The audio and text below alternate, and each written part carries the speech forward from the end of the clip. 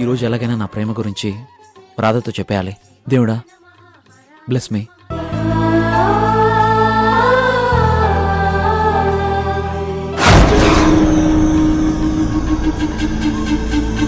సీతమ్మత్త కొడుకు వచ్చేసాడమ్మా. నీకోసం సీతమ్మత్త వచ్చింది. నాకు తెలుసన్నయ్యా, నేను గుళ్ళో కలిశాను.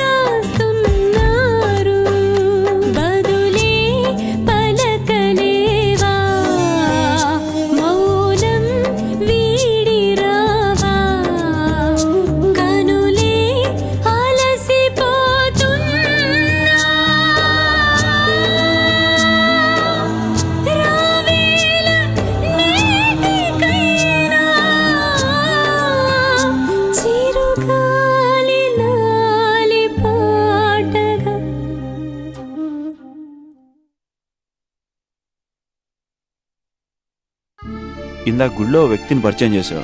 ఆయన ఎవరు? మన ఊరి జమీందార్ దశరథరామయ్య గారు లేరు? ఆయన ఏకైక మనవడు వంశీబాబు. టెంపుల్కి వస్తానని చెప్పింది. నేను వెళ్ళి వెయిట్ చేశాను, కానీ మీట్ అవ్వలేకపోయాను. తను వచ్చింది, వెళ్ళిపోయింది. ఇది ఎలా జరిగిందో అర్థం కావట్లేదు. అది కాదురా, గుడికెళ్ళిన వాడు ఎంట్రన్స్ లో కూర్చోవాలి గాని ఏ గుట్టచాటునో పుట్టచాటునో కూర్చుంటే నువ్వు వచ్చిన విషయం అమ్మాయికి ఎలా తెలుస్తుంది? ఎంట్రన్స్ లో ఉంటే ఎవరైనా చూసినా బాగుండదు. రాదొస్తే ఖచ్చితంగా ప్రదక్షిణాలు చేస్తుంది. అందుకనే అక్కడున్నాను. సరే, జరిగిందేదో జరిగిపోయింది. ఒకవేళ తను వచ్చినా నేను చెప్పేవాడినా అని గ్యారంటీ లేదుగా. ప్రేమన్న తర్వాత ఇటువంటి తప్పు నువ్వే డిసప్పాయింట్ కావద్దు. నేను ఆలోచిస్తుంది జరిగిపోయిన దాని గురించి కాదు, నెక్స్ట్ టైం అయినా ఎక్స్ప్రెస్ చేయగలనా లేదా అని. పోరి, ఒక పని చేయి, నీ మనసులోని ప్రేమను పేపర్ మీద పెట్టు. కోడల పిల్ల కనిపించినప్పుడు చేతికి ఇచ్చేసేయి. లెటర్ ఇవ్వడం, డైరెక్ట్ గా చెప్పడం రెండు ఒకటే కదా తాతయ్య. రెంటికి తేడా ఉందిరా. ఇష్టమైన అమ్మాయి ఎదురు పడితే కొన్ని విషయాలు మర్చిపోయే అవకాశం ఉంది. పేపర్ మీద పెడితే అక్షరాలు చెరిగిపోవుగా. నువ్వు చెప్పింది బానే ఉంది తాతయ్య.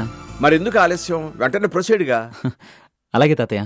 అవును, నీకు ప్రిస్క్రిప్షన్ రాయడం తెలుసు గాని ప్రేమలేఖలు రాయటం తెలియదు కదా, ఎలా మేనేజ్ చేస్తావు? ప్రేమించడం తెలిస్తే ప్రేమను గెలుచుకోవడం ప్రేమే నేర్పిస్తుంది తాతయ్య. అబ్బో, నువ్వు ప్రేమలో ముదిరిపోయావు నాయనా. ఇక నేను చెప్పేదేముంది? లవ్ లెటర్ విషయంలో all the best. Thank you.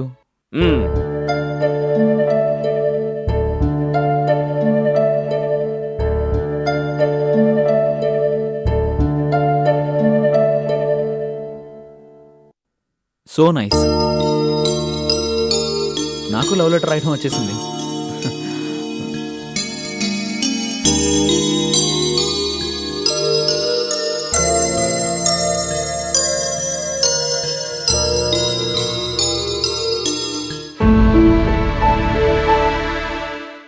అవును, లెటర్ మొత్తం ఇంగ్లీష్లో రాశాను. తనకి ఇంగ్లీష్ వచ్చో రాదు.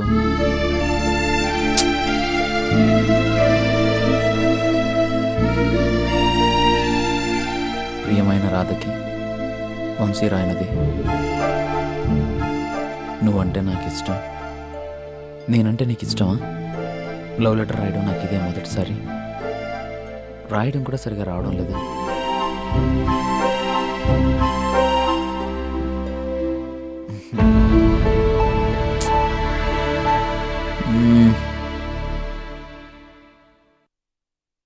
ఏమో అనుకున్నాను కానీ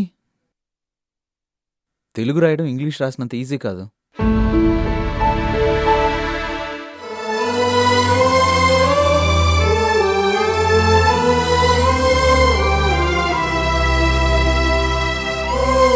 రాధా,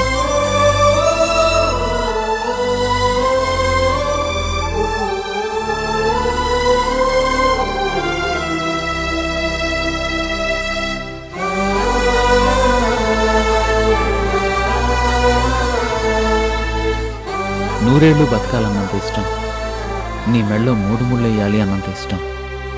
ఇవన్నీ జరగాలి అంటే నీ ఇష్టం కోసం ఎదురు చూస్తున్నా.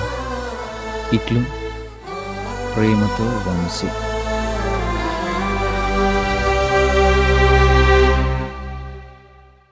రాయడం కష్టమైనా తెలుగు అంత అందం ఇంకే భాషలోనూ లేదు.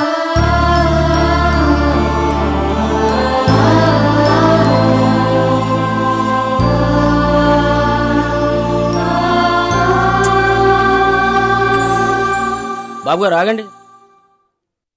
ఎక్కడికి బయటికి వెళ్తున్నట్టున్నారు? నేను కూడా తోడొస్తాను. అవసరం లేదరా బాబు, చిన్న పని, నేను వెళ్ళొచ్చేస్తాను. పని చిన్నదైనా వెళ్ళేది పెద్ద మనిషి కదా, ఒంటరిగా పంపితే బాగోదు. నువ్వెందుకు? జస్ట్ ఈ కవర్ ఒకరికి ఇవ్వాలి అంతే. మరైతే ఈ మాత్రం దానికి మీరెందుకు? ఎవరికి ఇవ్వాలో చెప్పండి, నేను ఇచ్చేసి వస్తాను. నువ్విస్తావా? మీరు అలా అనుమానంగా చూడకండి. నేను ఈ మధ్య ఏది మర్చిపోవట్లేదు. పొద్దున్న మీకు కాఫీ ఇచ్చానా, ఇడ్లీ పెట్టానా, తర్వాత ఏదో పని చేస్తుంటే మీరు వచ్చారు. ఎర్రబాబు గుర్తుంటే రాధకిస్తాడు, మర్చిపోతే నాకు తిరిగిస్తాడు. ఇందులో నో రిస్క్. ఎర్రబాబు హ్యాండ్ ఎలా ఉందో? సరే ఇచ్చిరా. ఎవరికి ఇవ్వాలి బాబు? రాధకి. రాధమ్మంటే సత్యం చెల్లిలో, సీతమ్మ కోళ్ళలో, జ్యోతమ్మ స్నేహితురాలో. చూసారా ఎలా గుర్తు పెట్టుకున్నాను? వస్తానండి. Errababu, hi. All the best. ఇంగ్లీష్లో మీరు మర్చిపోవద్దని చెప్పినా చెప్పబోయినా నేను మర్చిపోవాలండి.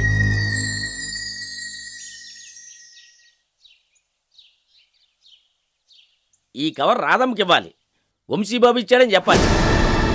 ఈ పని సరిగ్గా చేసి అయ్యగారి చేత శబాష్ అనిపించుకోవాలి. అది రాధా లెటర్ అంటున్నాడు. ఇదేదో మనకి పనికొచ్చే విషయంలో ఉంది. ఒరే ఎర్రబాబు, మా పెద్ద బర్రె పట్టదో నేనిందిరా. నేను ముందే చెప్పానా? పశువుల విషయంలో నీ జోస్యం నిజమే కాని 4 నెలల కిందట పెయ్యదోడని చెప్పావో పట్టదోడని చెప్పావో నాకు గుర్తుందలేరా. అయితే నాకెందుకు చెప్పడం? సరదాగా అన్నానులే గాని రేపు పొద్దున వచ్చి జున్ను పాలు తాగి రాత్రికి వచ్చేస్తాను. డాక్టర్ గారు పెద్దదోడ జునుపాలు, డాక్టర్ గారు పెద్దదోడ జునుపాలు, డాక్టర్ గారు పెద్దదోడ జునుపాలు, డాక్టర్ గారు పెద్దదోడ జునుపాలు. ఏంటి డాక్టర్ గారు పెద్దదోడ జునుపాల? అయ్య బాబోయ్, కొంప ములిగింది. డాక్టర్ గారు ఎవరికి మన్నారో మర్చిపోయాను. ఇప్పుడు ఎలాగబ్బా? ఓ, ఇది జమీందార్ గారి ప్రేమ లేక.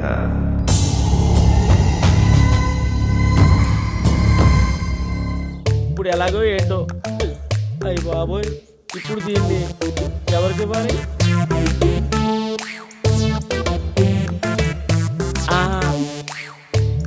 ఎవరో వస్తున్నారు, ఆయన అడుగుదాం.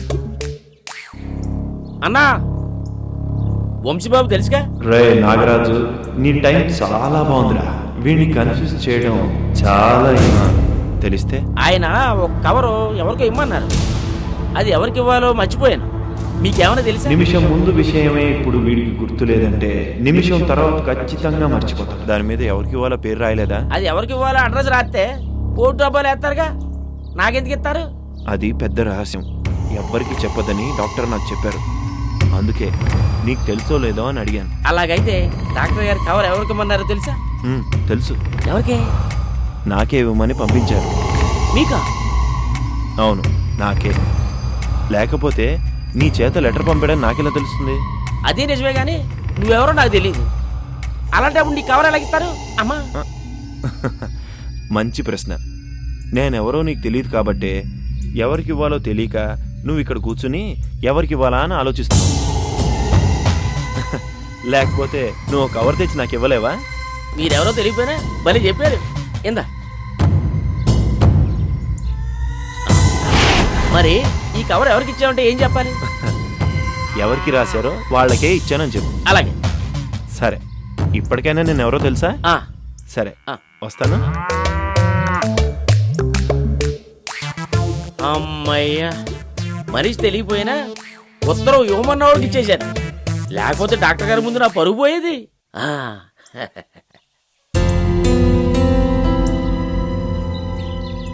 ఇదేం టెన్షన్ రా బాబు? ఎంబీబీఎస్ ఫైనల్ ఎగ్జామ్ అప్పుడు కూడా ఇంత టెన్షన్ లేదు. ఇప్పుడేంటి ఇలా?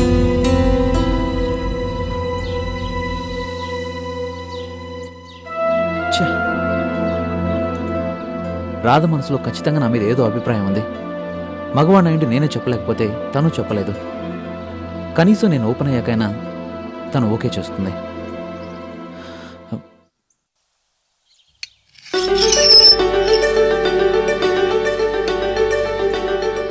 ఎర్రబాబు చేతిలో కవర్ లేదంటే ఖచ్చితంగా రాధకి ఇచ్చేసి ఉంటాడు. ఎర్రబాబు, కవర్ ఇచ్చేసావా? ఇచ్చేసానండి. Thank you very much Errababu. Radha letter చదివిందా? చదివినప్పుడు ఏమంది? తిరిగి నీకేమైనా లెటర్ ఇచ్చిందా? లేదండి. పోనీ లెటర్ చదువుతున్నప్పుడు రాధమోహం ఎలా ఉంది? నాకెలా తెలుస్తుందండి? లెటర్ ఇవ్వగానే వచ్చేసావా? నేనున్నా, ఆయన లేరండి, వెళ్ళిపోయారండి. ఆయన ఎవరు? ఉత్తరం తీసుకున్న ఆయనండి. అదే ఆయన ఎవరు? నువ్వు లెటర్ రాధకి ఇవ్వలేదా? రాధమ్మకి ఎందుకు ఇస్తానండి? మీరు ఎవరికి రాశారో ఆడకే ఇచ్చాను. ఎవరికి ఇచ్చావు ఎర్రబాబు? ఎవరి కోసం రాశారో ఆడకే ఇచ్చాను. రాధమ్మకు మాత్రం ఇవ్వలేదు. ఎర్రబాబు, నువ్వు నా కొంప ముంచావని అర్థమైపోయింది. కనీసం ఎవరికి ఇచ్చావు అదైనా చెప్పు. అది నాకు తెలియదండి. నేను మాత్రం ఎవరికో ఇచ్చాను, కానీ అతన్ని మాత్రం ఎప్పుడూ చూడలేదు. అంటే అతను ఈ ఊరు కాదా? ఖచ్చితంగా కాదండి, లేకపోతే నాకు తెలియదు ఏంటండి. Thank God. సర్లే, అదైనా మంచి పని చేసావు. లేకపోతే ఈ పాటికి అందరికీ తెలిసిపోయేది. ఇప్పుడు ఆ లెటర్ ఎవరి చేతిలో ఉందో? ఇట్లు ప్రేమతో వంశీ.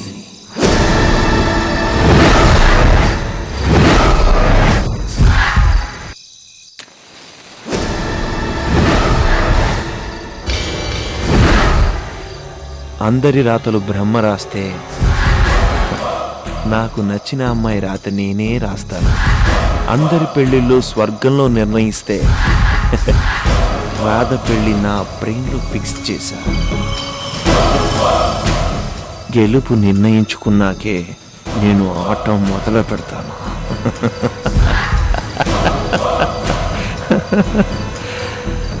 వంశీ వంశీ వంశీ.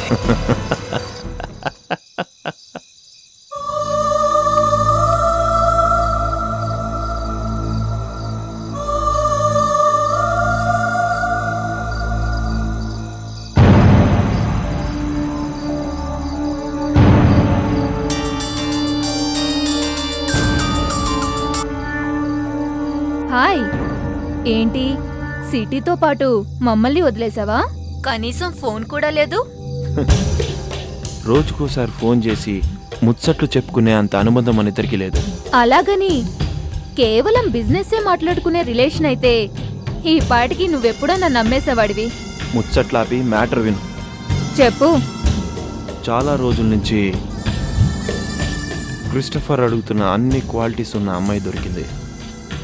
వెంటనే అతన్ని కాంటాక్ట్ చేయి. దీన్ని నేను తీసుకొస్తాను. అప్పుడే ట్రాప్ చేసావా? అది ట్రాప్ చేస్తే పడే అమ్మాయి కాదు, పెళ్లి చేసుకోవాలి. పెళ్ళా? కూల్ డ్రింక్ తాగినంత ఈజీగా అమ్మాయిల్ని ట్రాప్ చేసే నువ్వు పెళ్లి చేసుకుంటున్నావా? పెళ్లి చేసుకుంటోంది కాపురం చేయడానికి కాదు. కాళ్ల పారాని ఆరకముందే దాన్ని కెనడా పంపించేయాలి. సరే, నేను డీల్ సెట్ చేస్తాను. ఎంతకాలం పడుతుంది? 10 రోజులు. ఎస్, ఏదో ఒక రోజు పొద్దున 10 గంటలకి అది అక్కడ ఉంటుంది. డేట్తో సహా చెప్తున్నావంటే పెళ్లికి ముహూర్తం పెట్టేశావా? లేదు, ఆ అమ్మాయితోనే మాట్లాడలేదు. అంతేకాదు, అది వేరే వాడిని ప్రేమిస్తోంది. వాట్? వాడు దీన్ని ప్రేమిస్తున్నాడు. కాకపోతే ఇద్దరూ ఒకరికొకరు చెప్పుకోలేకపోయారు. వాళ్ళిద్దరు చెప్పుకుంటే వాళ్ళ పెళ్లి జరుగుతుంది. మరి నువ్వు పెళ్లి చేసుకొని తీసుకొస్తానని చెప్పావు. వచ్చి తీరుతాను. దానికి నువ్వు పని చేయాలి.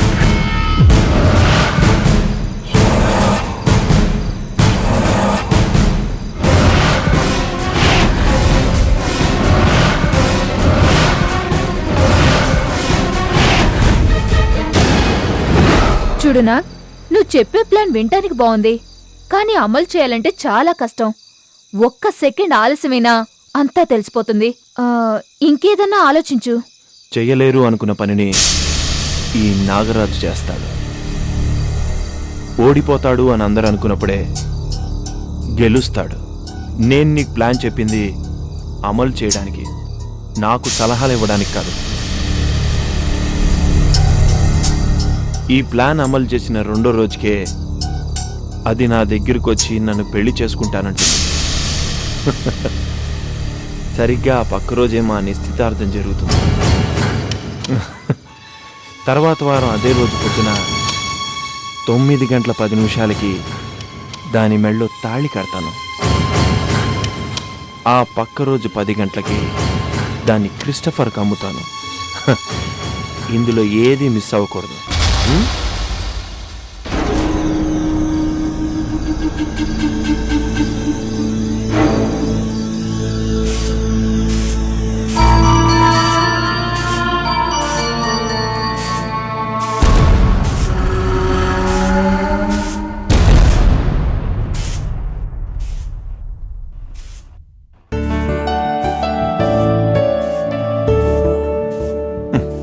ఇటివ్వమ్మా. నీకెందుకురా ఇవన్నీని? ఈ పనులన్నీ చేయడానికి నేనున్నాను కదా. అదేంటమ్మా అలా అంటావు? నీ చేత ఏ పని చేయించకూడదనే నేను వచ్చాను. నీకు ఆసరాగా ఉండాల్సిన సమయంలో ఉండలేకపోయాను. కనీసం ఇప్పుడైనా అన్నీ నీకు చేయని. ఒరే, నువ్వింటికొచ్చావు, నాకదే చాలరా. నా ప్రాణం ఉన్నంత వరకు నీకు అన్ని పనులు నేనే చేసి పెడతాను. నువ్వు సంతోషంగా ఉంటే అదే చాలు. అమ్మా, నువ్వు నాకు అన్నీ చేసి పెట్టే వయసు దాటిపోయింది. ఇప్పుడు నేను కాలు కదపకుండా చూసుకునే మనిషి కావాలి. ఏంట్రై చోద్యం? నాకు పనులు చేయడానికి పని మనిషిని పెడతావా? పని మనిషి కాదమ్మా, నిన్ను నన్ను ఇద్దరిని బాగా చూసుకునే మనిషిని తీసుకొస్తాను. ఏంటి, అర్థం కాలేదా? నేను పెళ్లి చేసుకుని నీ కోడలు తీసుకొస్తాను.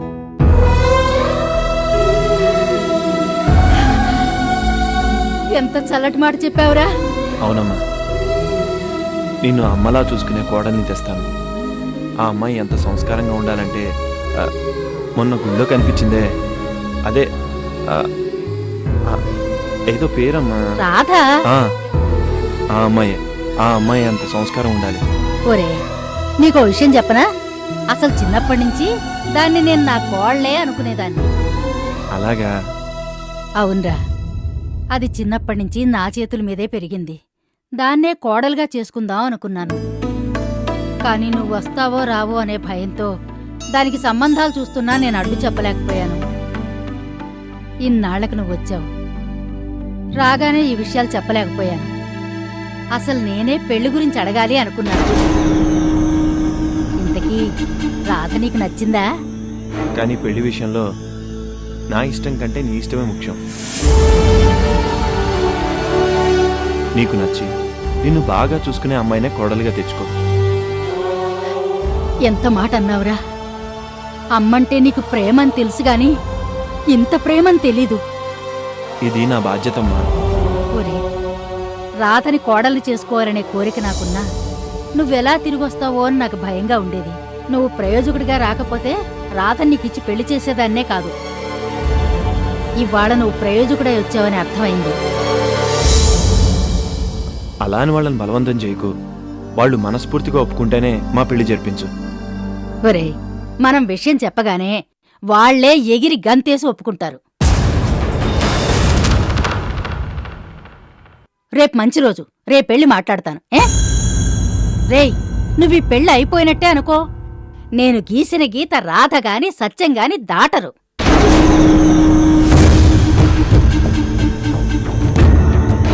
అలాగేనమ్మా.